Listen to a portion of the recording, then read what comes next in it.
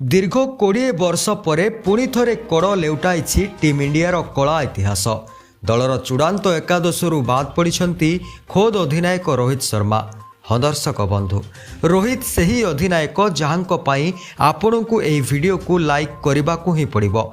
चलित बॉर्डर गावस्कर ट्रॉफीर शेष test match रे कैप्टेन रोहित शर्मा को जगह मिली नहीं, जहाँकि मने पकाई देछि भारतीय क्रिकेटर 2005 सही नाटकीय कला अध्याय।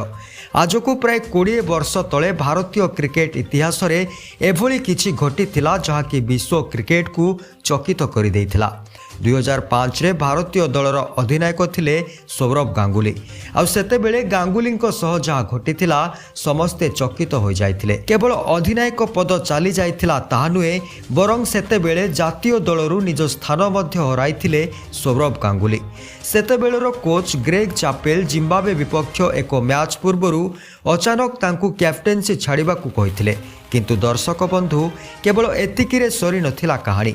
यापरे गांगुली को भारतीय जातीय दल स्क्वाड्रु मध्य बाद दिया जाइथिला। सेतेबेले एही घटना भारत रे सबुठु चर्चित और विवादीय होइथिला। आ वर्तमान 2005 परे 2025 रे भी अनुरूप सेही भली घटना घटिछि। ऑस्ट्रेलिया विपक्ष सिडनी टेस्टरू कैप्टेन रोहित शर्मा बाद पड़िछंती।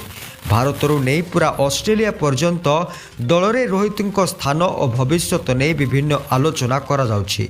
एही कारणरू अनेक एहाकू सौरभ गांगुली विवादीय समय सहित तुलना करबा आरंभ करिछंती।